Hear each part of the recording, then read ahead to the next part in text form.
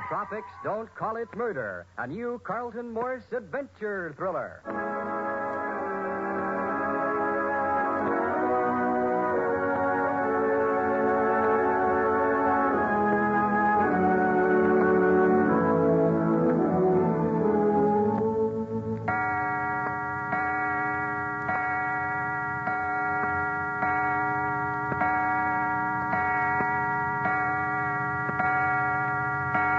10 o'clock at night in the yellow equatorial moonlight which glows over the seaport of Santa Margarita.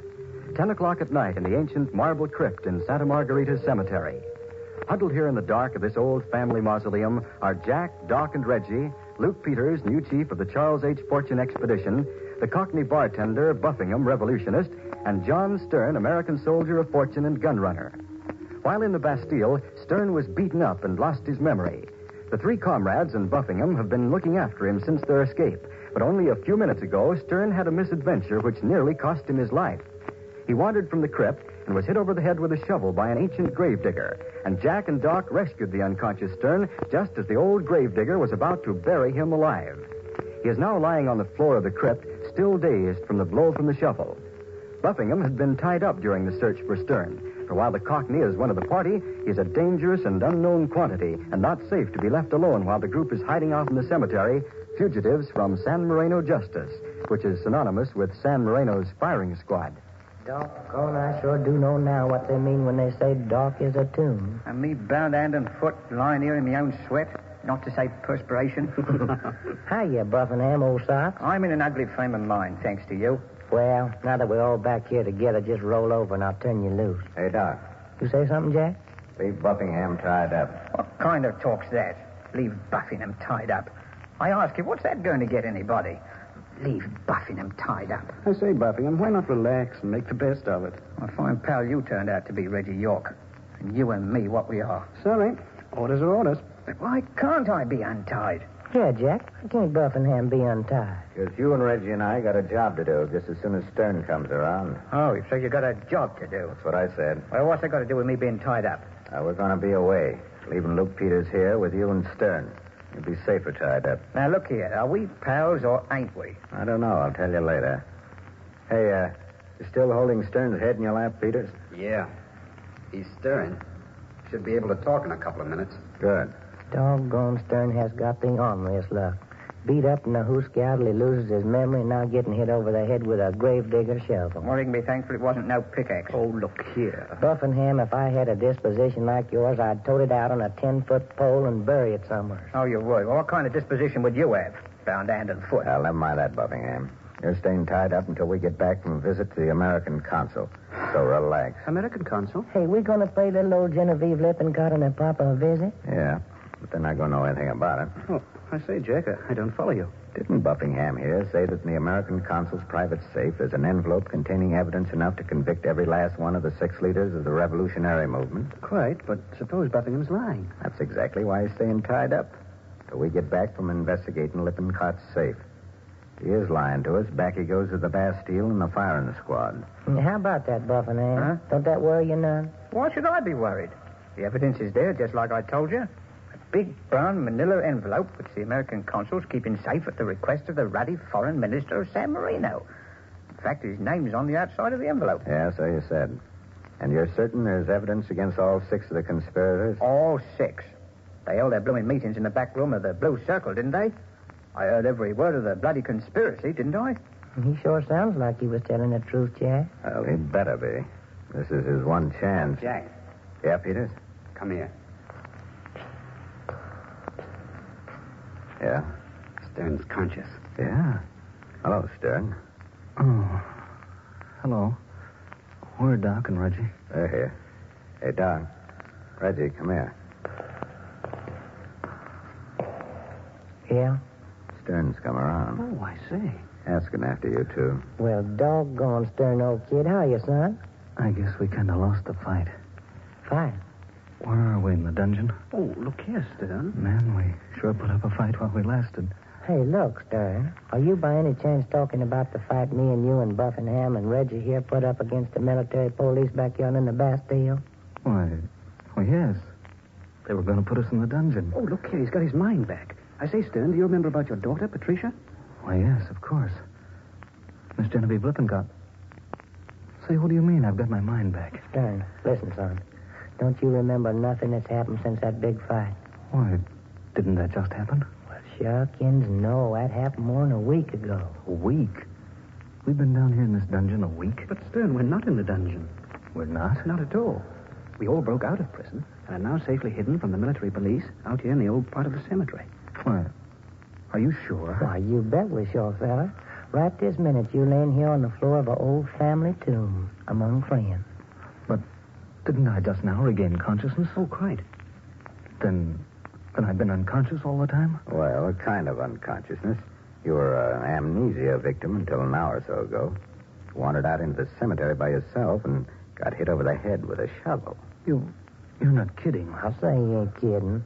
An old gravedigger took you for one of his old corpses, and he whammed you over the head and just about to bury you again when we come along. And that hit on the head brought me back to my senses? It looks like it, all right.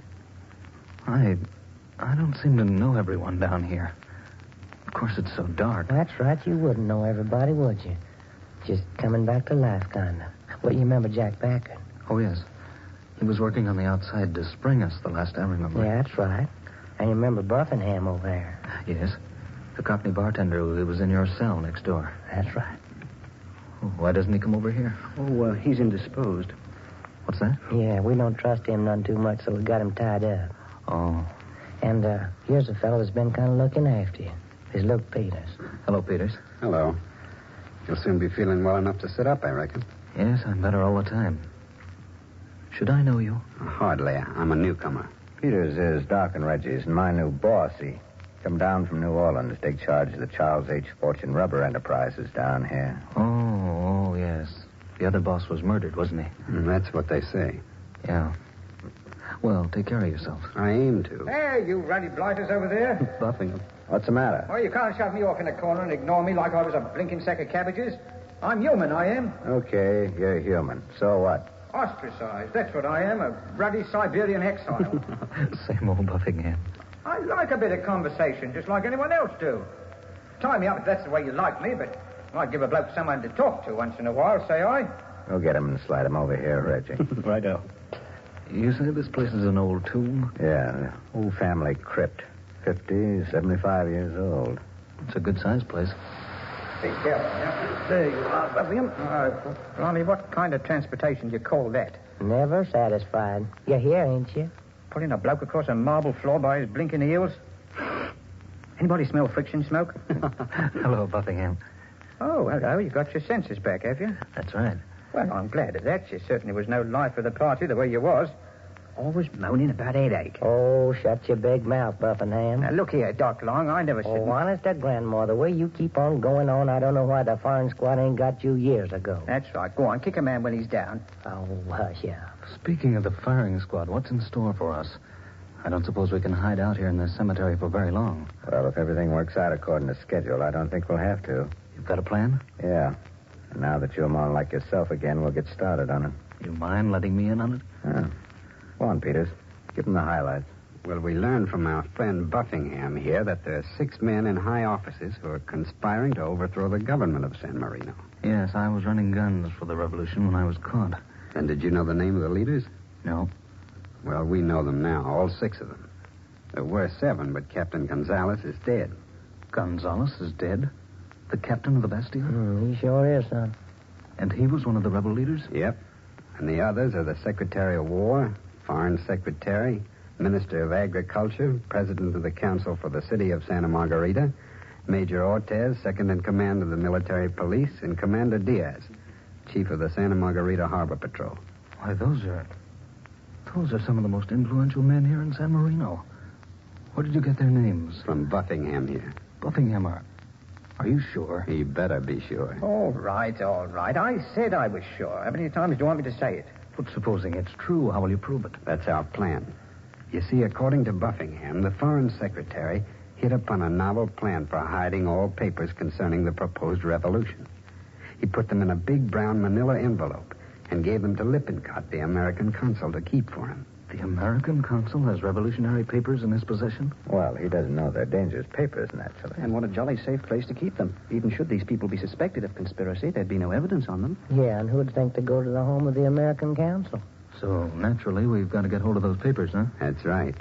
And later tonight, Jack's taking Doc and Reggie with him and going after him. Buffington, you and I are staying here? That's right. I still don't quite see it through. These papers will save the country and bring an end to the conspiracy, but what about us? How does that benefit us? Well, that's simple. The government of San Marino is going to be plenty tickled with us for breaking up a revolution.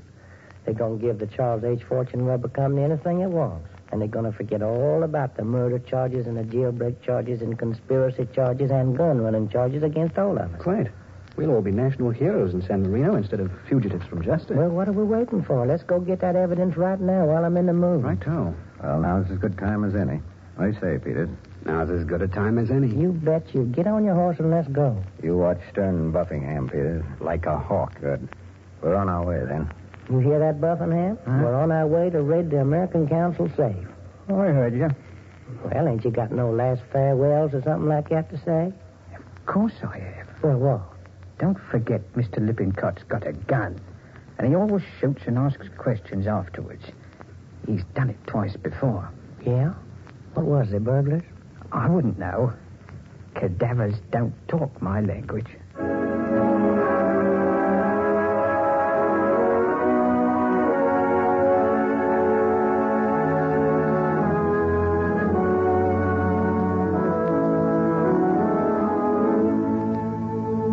What happened to the three comrades in their raid on the home of the American consul and his daughter Genevieve will be told in just a moment. But first,